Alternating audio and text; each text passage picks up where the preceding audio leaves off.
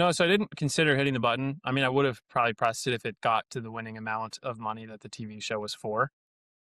Like, if the button got to $5 million, I would have pressed it.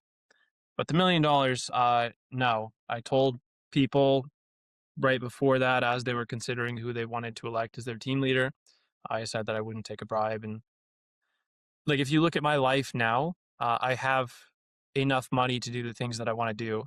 And in a speech that they let us make right before they started escalating the money counter, I said that no amount of money would change the course of my life. It would just change how fast I get there.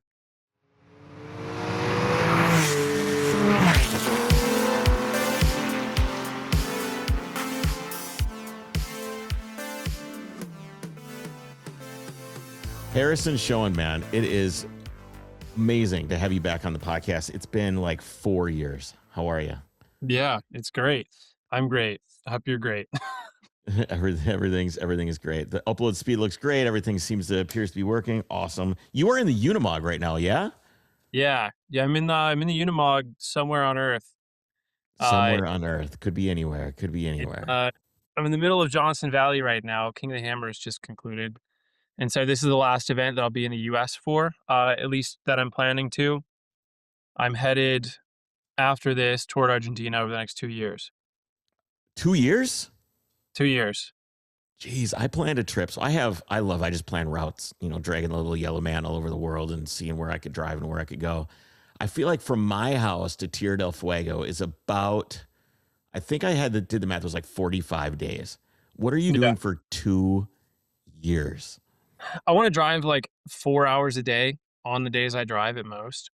And so I want to do everything super slow and see as much of it as possible. And I don't want to I've done too many trips where you're just getting through as fast as possible because the destination is the thing you're aiming for. But the whole trip is what I'm aiming for in this one. And I have traveled, again, too many times where you're passing by really cool things. Like, say you drive as fast as possible uh, down to Argentina, but then only an hour or two off the route. Like, there's something really cool you wanted to see, but it didn't make sense to because you were in a rush. But Yeah. now the added cost of if you wanted to go back to that point from wherever you're settled at is just exponentially higher. So I'm trying to see all of it once to not really feel like I missed out on anything in Central or South America. What kind of spurned this trip on? Why are you doing it? Mhm. I was sponsored by Auto Home whenever I first lived in the Cayenne, and a conversation with a couple people at SEMA where I was sitting around a table, and one of them said that they had been around the Earth, basically on the line of the equator, and then another couple people had been on crazy stories. Some people from Overland Journal, and I was like, "Holy shit!" Like, I had this realization in my head that if you have money and time, you can go and drive a vehicle anywhere on Earth. Yeah, So, it's interesting when you think of being able to go anywhere. I was having this thought last night that it almost seems like exploration it's getting harder to find unique things. I've got a couple books that are like guys that, were the first ones across the great American West, and it's getting harder and harder to find that risk and sacrifice, it seems like. yeah, there's just not really now the extreme adventurers are people like biking around the world or people running the length of Africa or people doing Ironmans on Antarctica. And so there's just not much adventure left to be had in the new world, which is unfortunate and crazy. Like, think about how many times in your life you may have stepped on a piece of land or in a spot that potentially no one in history has ever stepped on. Probably pretty close to zero, which is Maybe a couple times out in Utah, right? Like you get out there like maybe. the Moki Dugway and the Burr Trail and stuff, like way out. I don't know, you start worrying about snakes at that point. Mm. But the likelihood of you stepping on a spot where no humans ever stepped before is like a crazy low. Fair. And for most people, it's zero. Yeah, you have to pretty much be in like Siberia or the rainforests of South America before you can claim that, I think. Yeah, definitely. So tell me about this Unimog, man. It's really, the beast in the room is not Beast Games, which we can get into a little bit later, but it is that Unimog. Walk me through what it's like to drive a 20,000 pound truck, man. I've wanted one of those things my entire life, and I want to know if the fantasy holds up. Justin and I were just having this conversation yesterday. Justin lives in an LMTV, and we were running What's an what's an air. what's an LMTV? What is that? Yeah, an LMTV is like the American military version. In my opinion, it's a little less cool as far as like the features where you get portals and it's manual, and it's a little easier to tinker on. There's a little more Okay. electronic computers inside of the LMTV, and the Unimog there's not. At least the older Unimogs. But we were driving to an auto parts store because he had a leaky oil filter, and so just going into town, we were riding in his truck together, and he's like, "Do you get tired of driving your truck?" And I'm just like, "No, no, like, we're so privileged and fortunate to be able to drive these massive trucks everywhere and to do all these cool things." And the driving the Unimog just doesn't get old. Like, it's this cool mine sways a lot, his is a lot stiffer, but, like, I'll go around turns and my vehicle will just lean into the turn a crap ton where someone behind me will probably think something's wrong. Uh, but it just has so much body flex and roll, and it's fun to anticipate, and just the whole driving experience is crazy and like nothing I've experienced before. It's maxes out at 2,800 to 3,000 RPM, and the power doesn't come in until 1,500, and then it builds to about 25 pounds of boost, and I'm at about 250 horsepower. So I'm rolling through gears, and I have to be cognizant at all times of my exhaust gas temperature, making sure that doesn't get too high, and keeping all the temperatures of the gearboxes and stuff top of mind. And anytime I stop, I have to monitor them with an infrared gun. And yeah, it's a lot. It's like a chore to drive, but it's so much fun and rewarding. Yeah, so it didn't go smoothly at first, right? Like when you first got it, I Yeah, remember. What yeah. happened? I blew the motor an hour into owning it, and that was the coolest hour of my life at the time. Getting to drive this massive, insane thing down the road, and then it just came crashing down. And that night, I slept in the Unimog without any, like, blankets or pillows or anything because I anticipated being home at my mom's house later that night. So I spent the night in the middle of Illinois, an hour from where I picked the truck up at, paid $700 to get it towed to the nearest truck stop, and then from there, it spent a week at that spot before I was able to get it towed to La Junta, Colorado, to the only guy in the US that is, like, fair and reasonable that works on these trucks. And then 2.5 months later, I had a new engine and a few other things at the cost of $22,000. Oh man. It's like 9/11 prices. Yeah, so it's just the engine itself was 10 grand, and then a throwout bearing kit and new clutch, all the supporting modifications. And Oh, so then it's a manual. yeah, yeah, it's an 8-speed manual with an overdrive, a 22% class overdrive.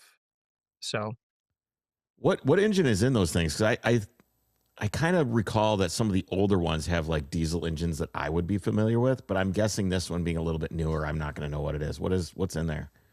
this one specifically factory, it was an OM 352 non-turbocharged because it was the German U1300L troop carrier.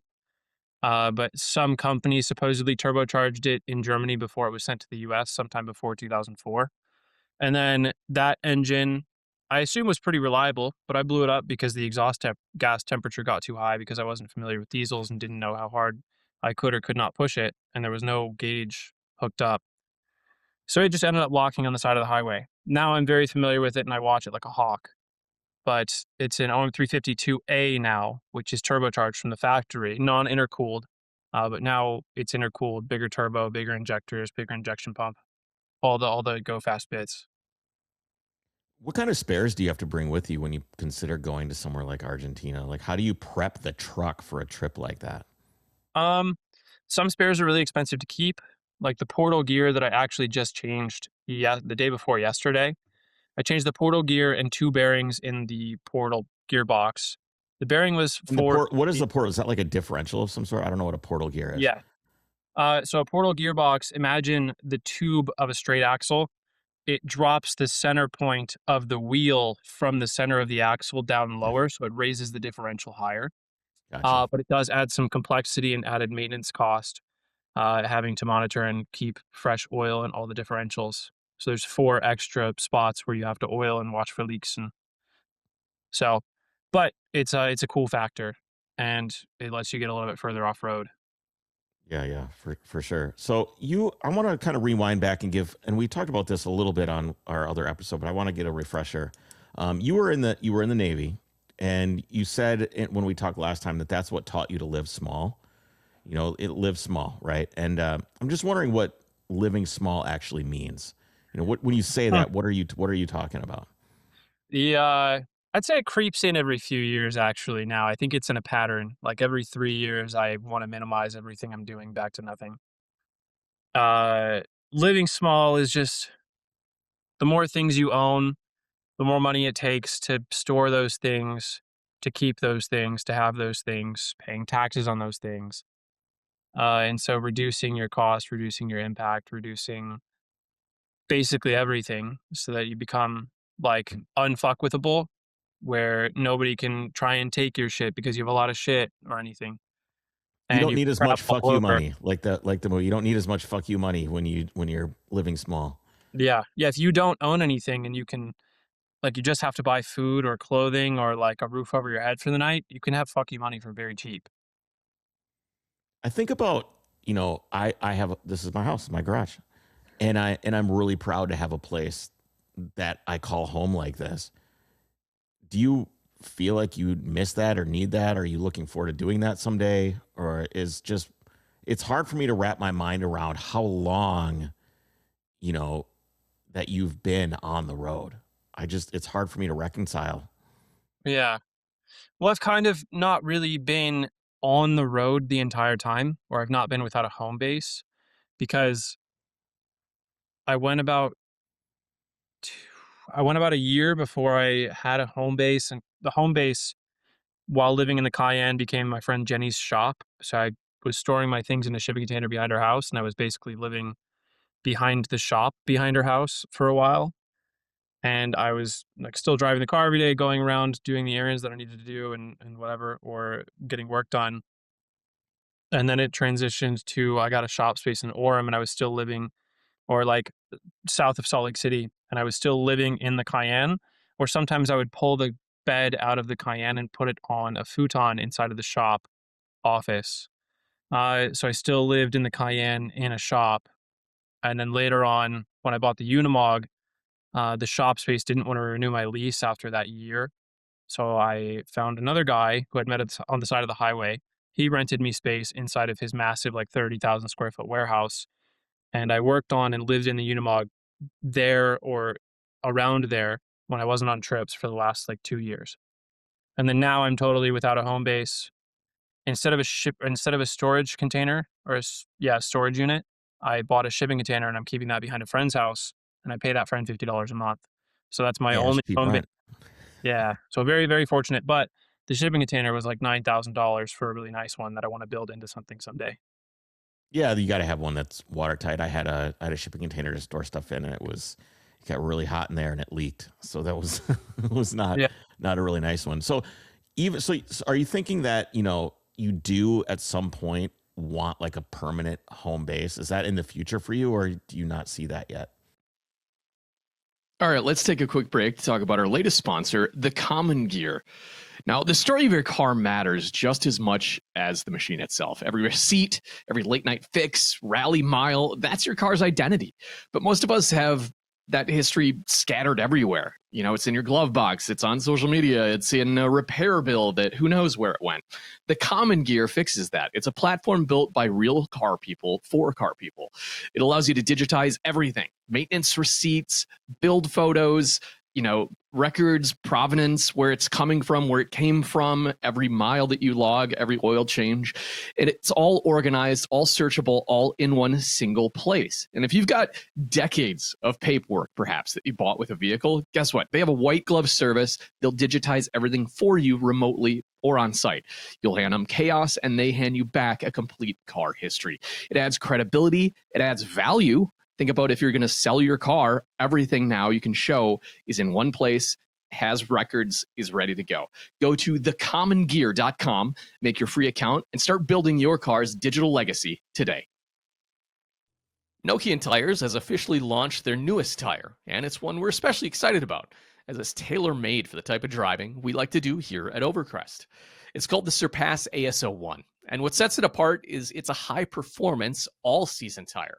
It's made specifically for drivers who want the most out of their cars without sacrificing capability when the roads get slick. We know all too well how unpredictable the roads can be, whether you're out on one of our rallies, one of your own adventures, or just running to the grocery store.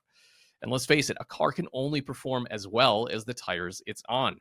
That's why the new Surpass ASO1 is so great. It offers the grip of a dedicated performance tire, but won't leave you stranded if the road or weather gets rough. Not only does it come with a 55,000-mile warranty, it also offers Nokian Tires pothole protection. If you happen to damage your tire beyond repair, Nokian will replace it for free. Check it out at nokiantires.com/surpass.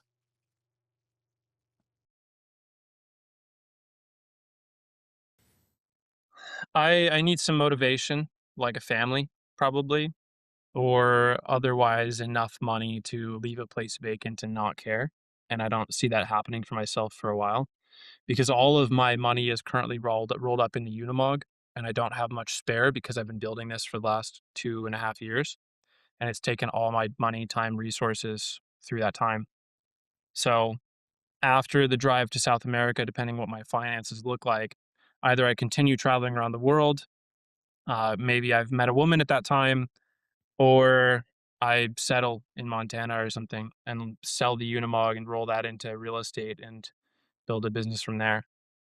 So you're kind of just open, just like all options on the table kind of thing. Yeah. Yeah, I've been asked quite a few times what I'm gonna do when I get to Argentina after this, like, 2-year journey down there, and I just say that that's 2 years away, and I have no idea what my financial situation is gonna look like, but that'll dictate things, I'm sure. Well, that just comes from curiosity, right? Like everybody, thinks of the societal norm of, oh, I'm gonna get a girlfriend and marry her and have kids and settle down and get a house and all these things. So when people see somebody that is doing something different, they're obviously going to be very curious about it. And um, you know, last time we had chatted, you said that you don't get lonely, and I'm wondering if that's still true. Years into living this way, do you still feel that way? Yeah. Yeah, no, I'm very fortunate still through social media to be able to meet people in all of the places that I visit, and I've got friends everywhere, um, and luckily I'll be traveling with Justin, so I have somebody that will be able to rescue each other when we get in sticky situations, or he's a phenomenal cook. I bring some technical knowledge to the table, and then some extra resources like tools and things that he may not carry. So it'll be a great team. I think about I think one thing that people also have trouble reconciling is the difference between solitude and loneliness. Uh, You know, being alone is not necessarily being lonely. What is the difference, do you think, between solitude and loneliness? Because you've seen both, I'm sure, a little bit. yeah, I think there are some people that cannot live or function without other people around, or they're so dependent on other people. But if you know that you are comfortable with solidarity, it's okay that you choose not to be alone. I think it is sometimes frowned upon for people to want to surround themselves with people 24/7, but I think that that's totally okay. And I feel like that's where the value comes from in life is to surround yourself with people that you care about and experience new things with them. So I don't know if I have the option of seeing a smile on someone else's face or putting a smile on mine, I'd rather see a smile on someone else's face. So, do you think that this comfort with being alone is something that the Navy taught you that you had to deal with there, or what was the origin of that for you? You know, have you thought about it? Mm, I think I became comfortable with it when I was just different than other people in the Navy. So definitely around the time that I first joined and realized that most of the sailors I was around were interested in drinking and sports. And when I didn't do those things, I just didn't have much in common with them outside of work. So I would spend my time trying to figure out different businesses where I was making covers that go over license plates with elastic banding around the side, and I would heat transfer different designs that I cut out with like a plotter. And so I tried building a business there, and then I became a vinyl wrapper, and just I worked on getting out of the Navy basically since I was in it. and just wanted to build a life for myself with people that I thought were worthy of being around. Did you think the Navy was going to be a career? Is that why you got in, or what was the reason for jumping in the first place? No, I just didn't have any other option. If I didn't join the Navy right now, I'd probably be working in a factory in Missouri somewhere because that's the path my parents went. They were just temp service job, factory to factory until they got laid off, and then they had to find another one, building no real skills or anything, and they didn't become valuable for anyone. So seeing your parents, that scared you? For sure, yeah, and especially the financial situation we ended up in when my dad passed away with no life or health insurance, and our home got foreclosed, and we had to move in with my aunt and lived with 5 people in a 2-bedroom house. I slept on a twin size mattress on the living room floor for a year before I was able to leave for the Navy. And so I saw the Navy as a way out and a way to make money. And I didn't have that option otherwise. And then it really turned into like, okay, this is a really cool path in life. Yeah, you've described all this as kind of freedom, right? I think a lot of people would see it as almost like moving down, right? You've had a house, then you had the garage with the E36, that iconic photo with the bed, and then you went into the Cayenne. And it's just like you're like minimizing as you go. And I think you've kind of found a baseline right now.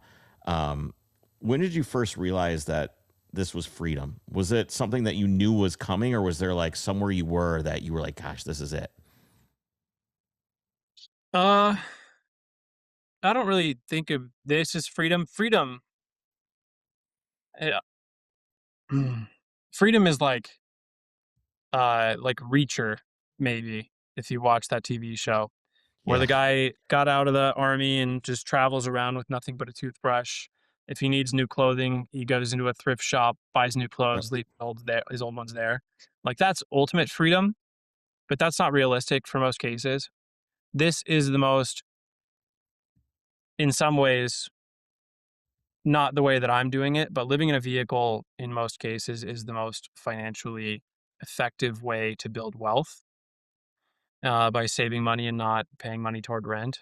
And so when I was in the Navy and I was receiving the housing allowance and I bought a house, rented the house out within 6 months, and then I chose to live on the boat. So the house was being paid for and I was living for free while still collecting the housing allowance. That kind of instilled in me that I refuse to pay for housing and have it go toward nowhere when I can subsidize that or have other people pay it for me. It So, seems like you're. Oh, go yeah, ahead. Sorry. I just want my living expenses to be low so that I have more money to spend on the things that I want to. It seems like this mix of rejecting conventional life with, I mean, honestly, being a little bit broke and being forced to improvise. Yeah, yeah, that's kind of where the Cayenne came from at first. I didn't want to admit it, but I didn't really have another option but living in my car. I didn't have enough income on paper, especially 3 times whatever somebody was charging for rent to prove that I was worthy of making payments to them. Even though I'm trustworthy, I have like an 800 credit score, but I just didn't have the income on paper to support that I would actually pay rent wherever I was trying to rent. So I didn't have an option but to live in a vehicle. So you saw the Cayenne online late at night and bought it next morning. Um, do you remember the first night sleeping in that thing? Do you remember how that felt? Hmm. The first night I ever slept in the Cayenne, uh, I had cleared out the townhome that I was living in, and I just built the unit or just built the Cayenne in the garage. I'd moved everything to storage, and my first trip was towards San Diego, and I was going to spend a couple weeks there. And so I slept at a truck stop off the side of the road in Beaver, Utah. I remember it being kind of hot. It was May 26th of 2021. But yeah, nothing crazy happened that night. I woke up and then I just continued driving towards San Diego. So it just felt like it was meant to be. It just felt normal. Yeah, they just felt normal. It's just a bed. You go to sleep, you wake up, you continue your life. So I heard there was an incident in Moab involving a jump with that thing. What happened? Oh no, that was Swing Arm City. So Oh, okay. yeah, I jumped the car and the suspension was not prepared for the car coming down on it from a couple of feet in the air. Was Uh, this like was it something that you were planning to do? Was it an accident? Was it did you think it could do it, but then it actually couldn't? Like what's the scoop?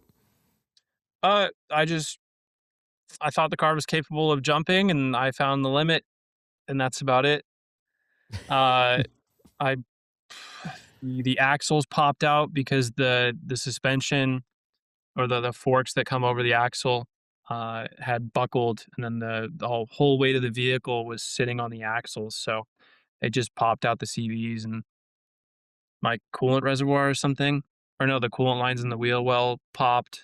But I mean, if I didn't have such large tires, it's possible that the jump would have gone much better. Sure, sure.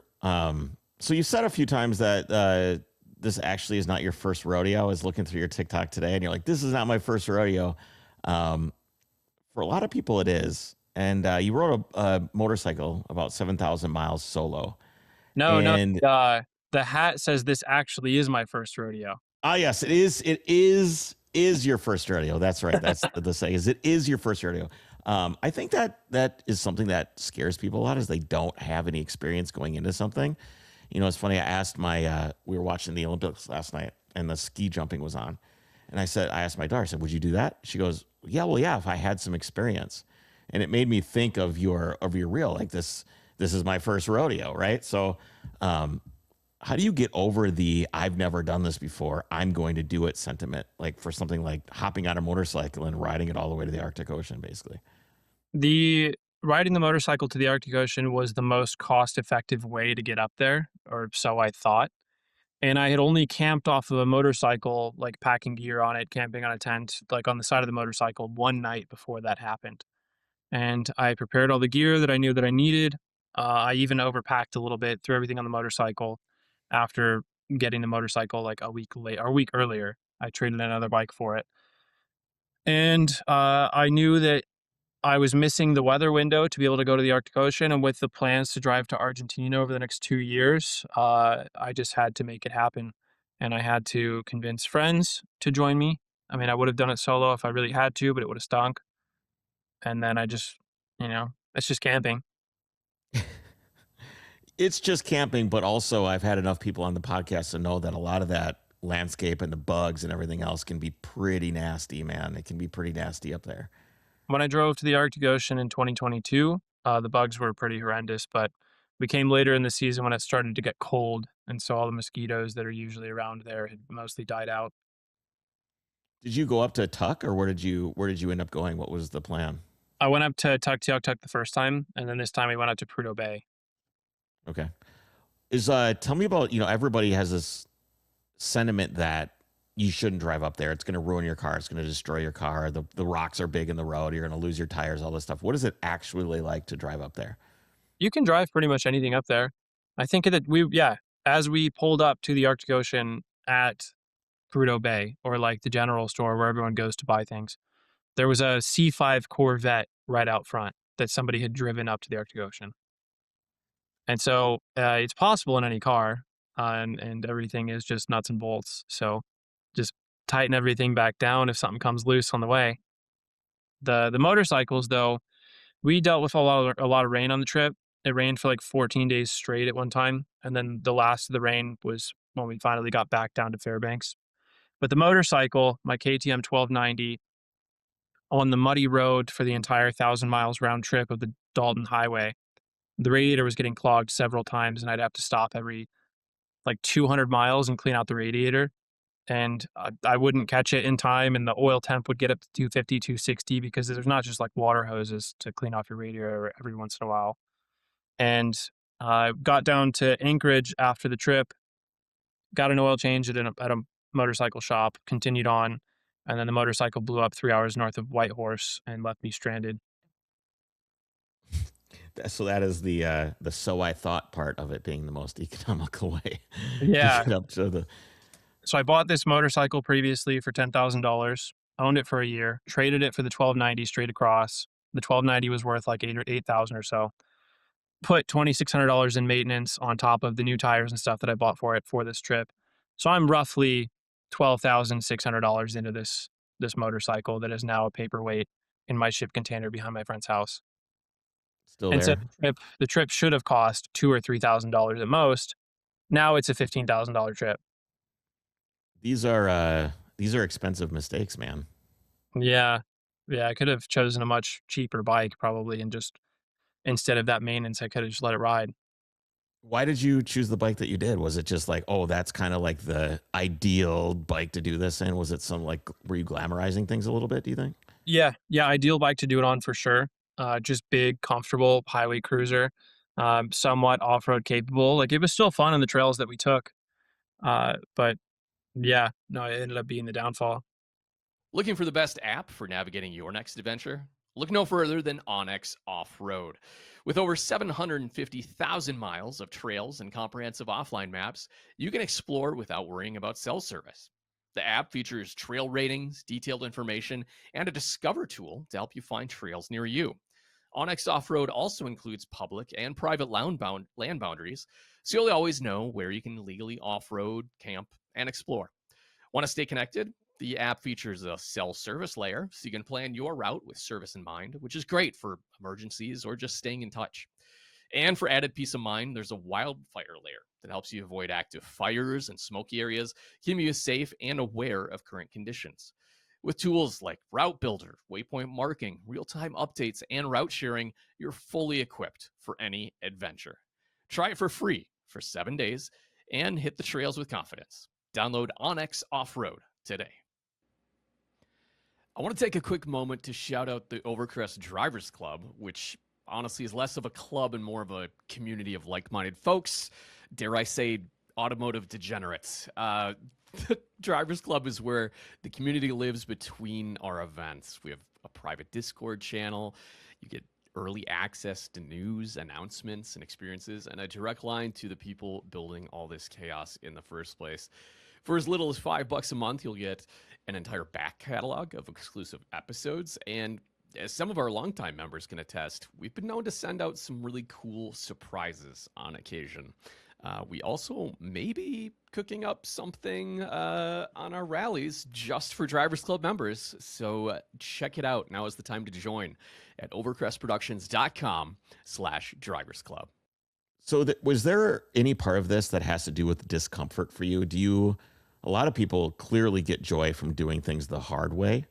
But I mean, it seems like you've made a choice to, buy the nice bike, but also you drove through 14 days of rain, which had to have been terrible. Is there a part of you that enjoys the struggle, or is it like in hindsight that's good stuff? It's just so much fun to continually figure out how capable you are and what situations you can put yourself in and what you can get yourself out of. So after the motorcycle blew up, I was just sitting there on the side of the road knowing that I was helpless.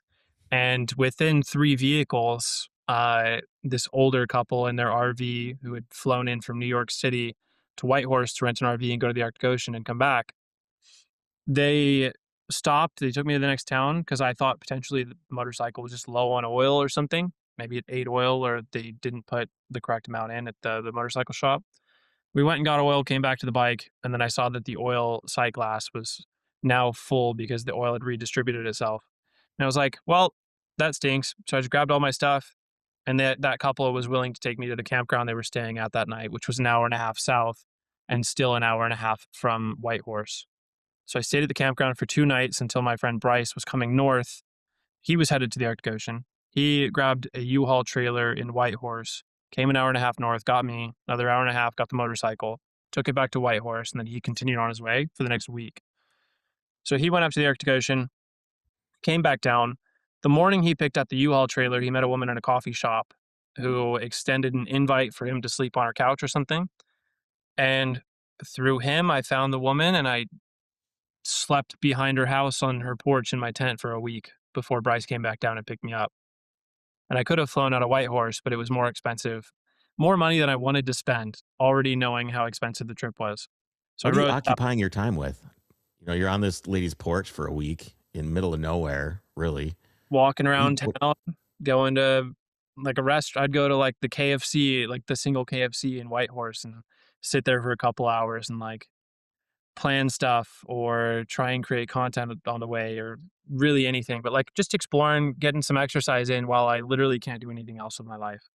You meet any cool people in times like this? Uh, the lady's name was Ruth. I was there for a couple like older women's parties. They had a couple nights with all of her friends, and I was there for that. It was just the, You were the one probably I probably a party. big hit, right? So, what do you think? You talk about pushing the envelope on what you're capable of. Um, I don't know what this question brings, but what do you think you are capable of? Like, where do you think the limit is for you? Are Well, you I mean, just trying to find it, or is there something you're aiming towards? I'm not running across the length of Africa for sure. So there is a limit. Um, I I don't know. I just hope that there is no limit, and I explore my capability to my creativity's end. And so through the South America trip, that's part of it, where I want to prove how capable I am to myself before I settle down into like I guess a more normal or more traditional life, and to have this grand story that I can tell grandchildren someday. Yeah, you talk about, content creation. How much have you grown, do you think, in the last 5 years of the content that you've created, and what has changed in the landscape of that in this time? What do you mean? Well, just from the content that you were creating when you just started, you've theoretically learned a lot in the last 5 years. Yeah, I think the most important knowledge that I've learned or gained is the ability to continually create viral videos. Well, whether it's finding an idea on the internet and recreating it in my own way, or for example, recently I made a home tour video of Justin's truck, his LMTV. I filmed, edited, and posted that on his channel in 3 hours. And that video on Instagram got like 5 million views, gained him 100,000 followers on Instagram from one single video. He posted it to Facebook, YouTube, TikTok, and gained another 100,000 followers across those platforms as well. And so my biggest takeaway is just marketing and knowing what works and through all the experimentation. Does that ever corrupt the inventor for you? Do you ever find that it gets in the way? Uh Not really, because you can choose which adventure you want, and you can choose whether you want to record it or not. I started off the motorcycle adventure thinking I was going to make videos every single day, and then they just weren't doing that well, so I thought it wasn't worth the effort. I stopped really recording as much as I was, and then I just turned it into a single reel at the end of it, and then a single other carousel, and that's it. That adventure will just live in that spot in time on my timeline. Is it is there anything that you do that you deliberately keep off camera? Is there anything you keep just for yourself? Or is it kind of no holds barred everything? I'd say, yeah, over the last 2.5 years while modifying the Unimog, I chose not to put any of that on camera, or like 99% of that stayed off camera because I don't want to be the guy that works on a thing in a garage. Because valuing others and wanting to see others smile so much, like I'm not interested in locking myself up in a garage because that's my form of income. I want to be out adventuring and meeting people and hearing stories and living what I feel like life is about. So it would have basically changed the algorithm for you had you started working on the truck constantly. It would have changed the audience, would have changed who you were speaking to. Yeah, yeah. Think about builders like for example, B is for build. Like nobody watches him go use his vehicles or anything, and I'm sure he himself has always felt locked in the garage, and he only sees like two or three people, the employees that he's been able to hire for years now. So I don't want to go down that same path. I'd rather do this in silence, get it done faster because you're not filming it, and then be able to use it on camera. Yeah, it's nice to have things just for yourself too. Some things, if you enjoy it. Yeah, but it's mostly for the fact that I don't want to be the guy that works on things in a garage, and then filming makes things take 2 or 3 times longer. And so it could have been a 6-year project. Yeah. So I want to talk a little bit about Beast Games, and for people who didn't see it, which if you're living under a rock, I'm not sure. You were player 251 on the MrBeast show, and the team that you were on made you a captain. And MrBeast was offering escalating bribes up to $1 million to press a button and eliminate his entire team. You didn't press it, then you got eliminated the next round and went home with nothing. Um, was there a number on that, on that screen that your hand was twitching at all? Did you ever consider hitting that button? No. No, so I didn't consider hitting the button. I mean, I would have probably pressed it if it got to the winning amount of money that the TV show was for. Like, if the button got to $5 million, I would have pressed it. But the $1 million, no. I told people right before that, as they were considering who they wanted to elect as their team leader, I said that I wouldn't take a bribe. And like, if you look at my life now, I have enough money to do the things that I want to do. And in a speech that they let us make right before they started escalating the money counter, I said that no amount of money would change the course of my life. It would just change the how fast I get there. Like $1 million, I could have hired people to work on the truck for me and get it done faster, so I could have gone on the adventure faster. But regardless, I'm still going to go on the adventure, and then I don't regret turning down the money because I don't have a time machine, and there's no sense in wasting time worrying about it. Yeah, that's an interesting perspective too, because it's got to cross your mind sometimes. If there's a time where you're stranded on the side of the road and you just shelled out your $12,000 bike, how nice it would be to have $1 million, Yeah, right? people say that. That was most of the comments that I received online too. Is like, bro's gonna be broke in the future, and he'll really wish he had that money. But I really don't think the money matters that much, because even if I had taken the $1 million, I would have bought a piece of property. I would have bought another Unimog or something to further my content. But like, I'm gonna buy those things. And yeah, even if I am wishing I had that money in the future, I still don't have a time machine. So I'm still like, I still have to figure it out. Right. And after you turn the money down, and you can tell me if I'm wrong here, I'm just going off of memory. The team offered you immunity in the next round. And you refused that too. You said you weren't inherently better than them, and then they voted you out. Walk me through how that felt, and maybe some of the time and the hours after that. Oh, it wasn't even that they voted me out. There was, yeah, two guys in the box with me, and I think one of them would have honorably gotten out if he actually lost the game that we were playing. When we got in the boxes, I wasn't actually good friends with either of them. I knew of them. I'd had short conversations with them before, but whenever they announced that we needed teams for that next game, they were just too physically closest to me instead of me searching for other friends or anything. And so I said yes, I'd be a part of their team. And then in the boxes, yes, they offered me immunity. I said, no, it's fine. Don't worry about it.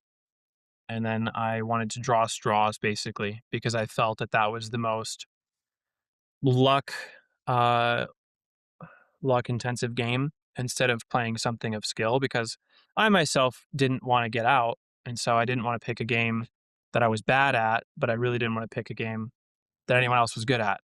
So I just thought luck was the best way to play it. And so we basically drew straws with sandwiches, and I lost. So I chained myself to the wall, and they continued on. I feel like when I watch that show, it's very, very dystopian in how people treat each other on that show. It kind of scares me a little bit. There's a lot of hopeful things too. I think you operated yourself really admirably, and I think you did what very, very, very, very few people would do. Very few. And I think the large majority of people make decisions that are very selfish, just from what I see on the show, and that's almost natural. What are your thoughts on what that show and what your experience there exposes or says about humanity in general? I had a really good viewpoint of what humanity looks like outside of social media and outside of outside factors, of course, where everyone treated each other well. Nobody talked about politics. Nobody cared what anyone else was doing outside of the interactions they had with each other. So it was great. Nobody had phones, and everyone was incredibly friendly. No Not because phones, they man. had It's to, but wild. everyone was super raw. Like, nobody knew what the show was going to do, how well it was going to perform, or anything. And so, like, nobody really thought about it.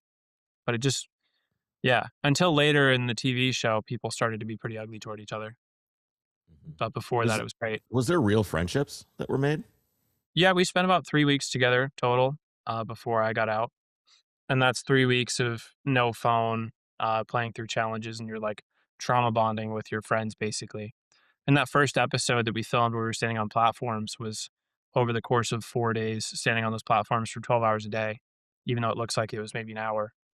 I was just gonna say there's gotta be a lot of downtime on this stuff. Yeah.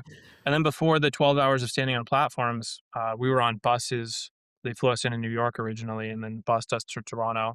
And then on the days of filming, we'd spend like 2 hours on the buses going to while they were still like finishing up things inside of the studio or inside of the set. So lots of downtime. Basically every moment you're not sleeping. How did it end up that you got on the show? What is the process of getting on something like that? I always wonder because you see all these people that just seem like a lot of regular people. Is there an application or a casting call, or how does it work? I think Beast Games season 1 was pretty special because I don't believe a lot of people knew that you could apply and be a part of it. I only knew because another guy that I was serving in the Navy with on my first ship, his name was Ty Orr.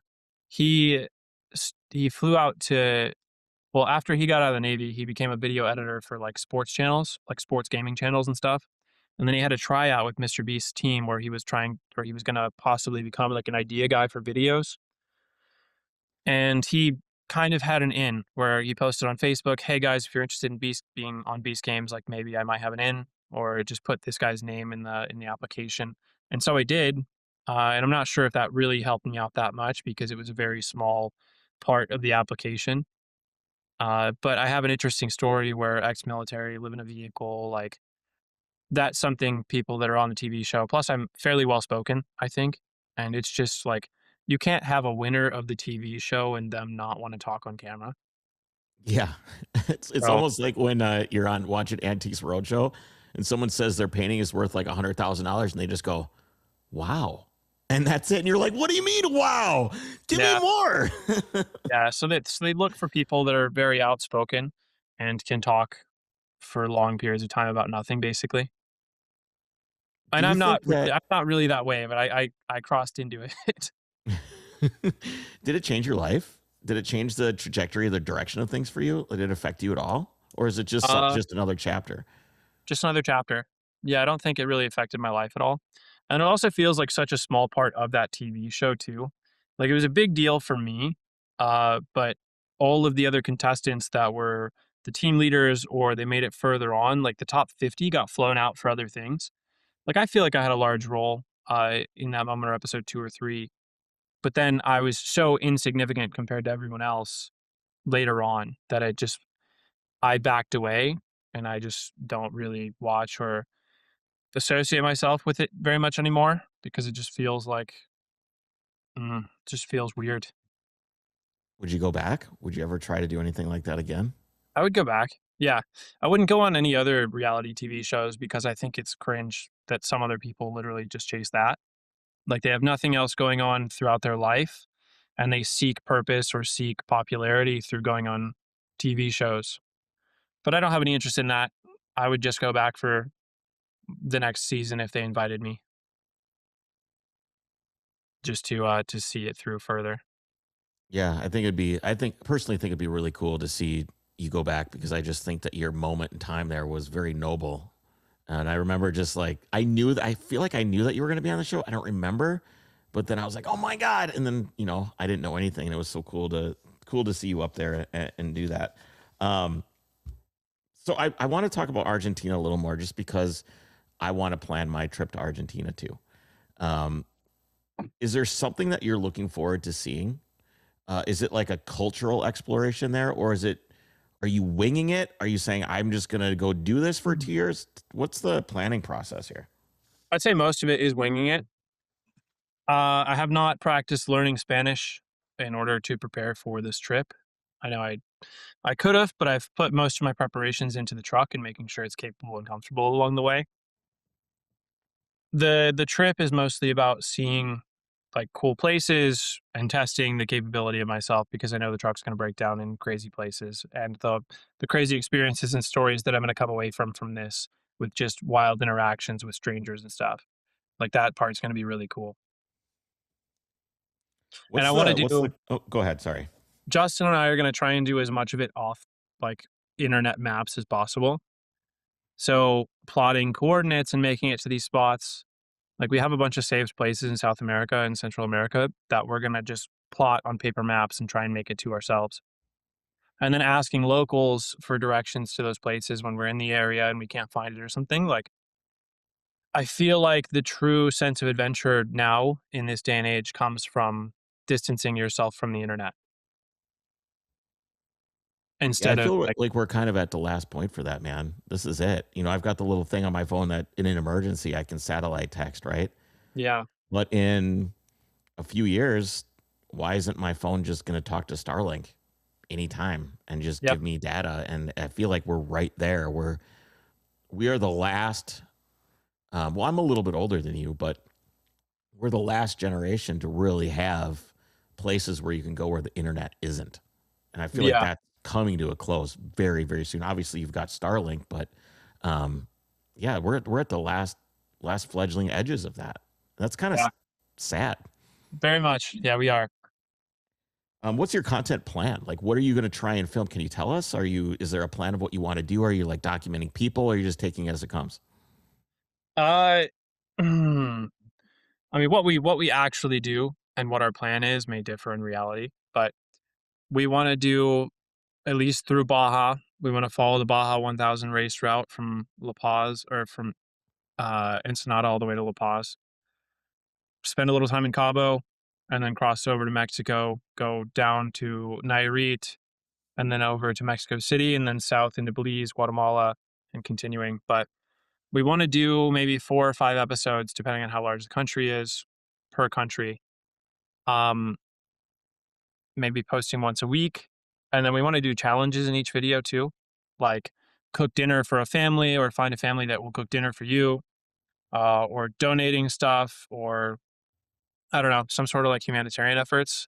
Or it could be something like climb to the highest point that you can visibly see right now, like find a way to that, whether it's a mountain or a building or something.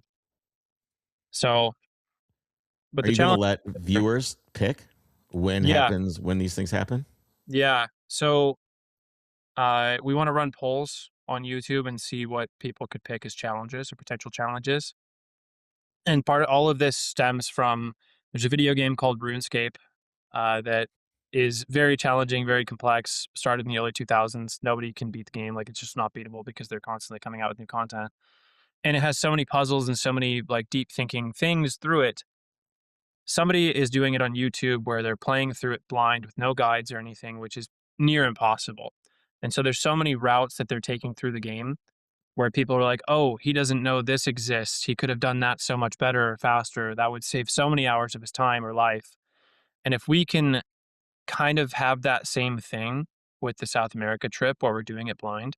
So he edits the videos of him playing, posts it to YouTube, or he has a friend post it to YouTube. So he never sees the comments from people and he's blissfully unaware of things that could be improving his life or making his life better, but it's very engaging for the audience. I imagine what it would be like to play Red Dead Redemption 2 like that, where there's Yeah. no, I don't know if you've played that game at all, but it's like the best, I think one of the best games of all time. The story is so good. And of course, I had all kinds of people telling me, "Oh, the story is so good," and I had my buddy Jeff, who does Overcrust with me, and he kept being like, "Tell me when you get to the point where you have to tell me," and I'm like, "That's almost a spoiler in itself, you Mhm. know." And of course, there was a point in in the game where I was like, "Oh," but experiencing something like that blind is, again, just like the no tech, very very rare experience these days. So yeah, that's what I think we'll be in search of that like rareness about it. Yeah, you almost have to force yourself to do it. Almost. What about security? Like, how do you make sure that you're safe? There's some of these places are difficult. Not everywhere. I think the vast majority of every situation you're going to be in is going to be very safe.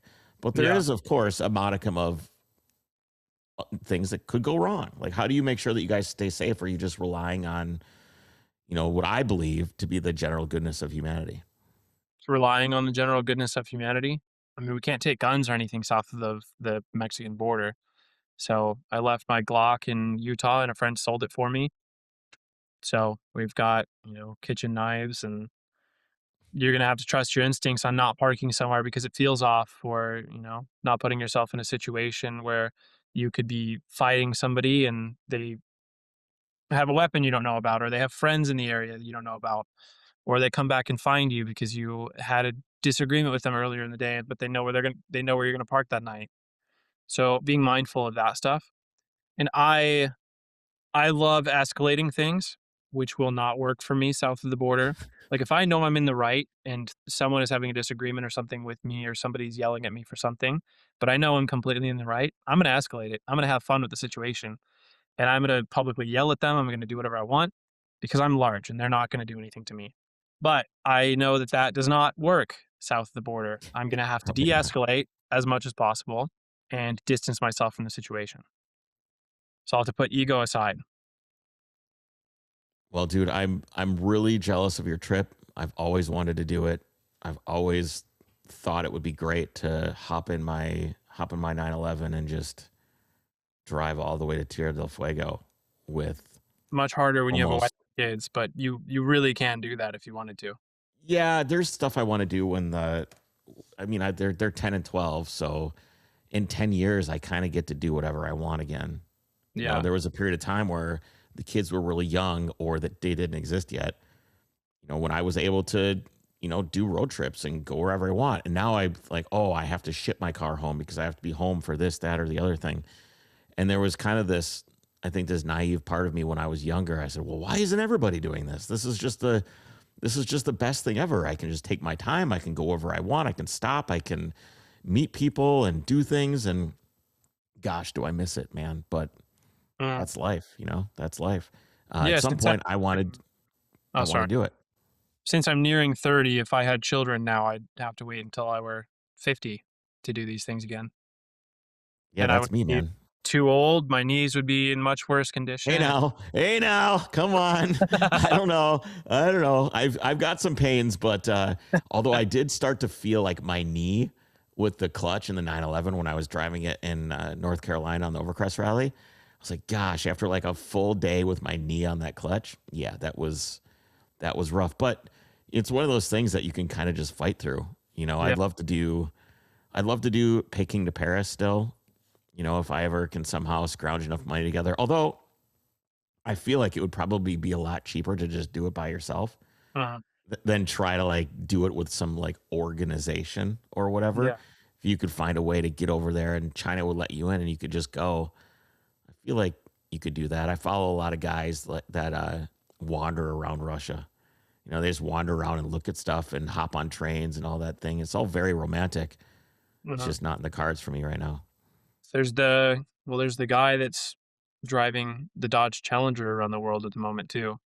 Yeah, yeah, the purple And one. there's yeah, I've and DM'd there with him a little bit. It's what happens to me is like I see some of these guys like really early, and I'm like, uh, let's get you on the podcast, let's do it, and then they absolutely blow up, and then it becomes unmanageable. I think for them, at least at first, you get overwhelmed with you know DMs. DMs, dude, are so hard because you could spend back when I would work on my car. I only have like 25,000 or 30,000 followers or whatever. And I would work on my car and I'd be doing stories and I would talk to people. You can sit on your phone and have infinite conversations with people. I yeah, imagine it's far more overwhelming for you. But you could go from 8 a.m. to 10 p.m. and talk to people all day, back and forth all day long and have these perpetual conversations. And it's nearly impossible to manage. So I can yeah. only imagine it gets really hard. I think I'm in a fortunate spot where I receive less DMs now that I'm a larger account than when I was a smaller account. Because Really. yeah, I think there's a point where people think that you're reachable, and so they'll DM you with whatever questions they have possibly. But then when it gets to a certain point or your account is large enough, they start to think that you're unreachable, and then they choose not to DM you. And I respect and I totally try to answer as many as I possibly can, especially ones with thought provoking questions. But if it's a question that you can answer on Google in 5 seconds, I probably won't take my time to answer it. Right. Right. What advice do you have to people that want to do what you're doing, create content and travel and seek freedom? The easiest way to become notable on social media is to be notable in real life and to have a life that people want to follow along with, or they're interested in what you're doing. Or like the amount of times that I'm talking to strangers when I step out of this truck and I explain to them that I'm driving to Argentina, they're like, "What's your Instagram? How can I follow along?" So being the kind of person that people are actually interested in seeing what you're doing day to day is most important, and that'll help you go viral or create viral videos or gain um, internet attention more Yeah, easily. but everybody wants the shortcut, dude. Yeah, it's just, I mean, fortunately, I'm not living the same life as everyone else, so I don't have Yeah. to find a way to differentiate my content with the same similar stuff. So I would say it is much easier for me to create Yeah, content. I mean, I get constant. I mean, I kind of gave up on that. Just kind of steered my focus towards Overcrest and the podcast and doing and building events for people and experiences for people. Mhm. But I still get inundated with these accounts that are like, here's the top 10 hooks of the week. Here's all this stuff. Do all these things, and it just drives. Yeah, Just it's a reminder that there's so many people that want to do it, but don't want to do what you're saying, which is do something interesting in the first place. They want the click, they want the hook, they want the what song is trending. They want to just hook people in that way rather than putting in the work. yeah, yeah. With what I'm doing, I film some clips, I splice them together, I cut off the unnecessary stuff, I maybe add an audio, and then I post it. Where I look back through my archive of videos if I'm making a collaborative thing or a video that like inspires someone to do something. But if you're working a normal job every day and you go to the gym, you go home, you have a significant other, like making that interesting enough is so hard to do where you have to differentiate yourself with an incredible skill level of videography or editing that I just don't have to do. Or you have to be ridiculously good looking. Yeah. Yes. Which that's not me, unfortunately. It's not most of us. Harrison, man, thanks for coming on the podcast. I hope to check in with you and as you drive down. Maybe you can talk to me after you get across the Darien Gap or around the Darien Gap. That thing would not make it Yeah. across the Darien Gap, but Yeah. around The Unimog the will Darien get Gap. shipped from Panama to Colombia, and I have the Yeah. goal of kayaking from Panama to Colombia for like 20 something days on the open ocean. Sleeping on Really? a night. Yeah. So do you just stay close to the shore then? Or how does this work? Yeah. Yeah. Past the waves or past the break. My friend B More Charles on Instagram, he's done it before, so I know it's possible. Dang. You a good swimmer? I hopefully good enough. Good enough. All right, man. It's been good talking with you. I can't wait to check in and see how you're doing soon. Thank you. Yeah. You as well. Take care of yourself. You as well.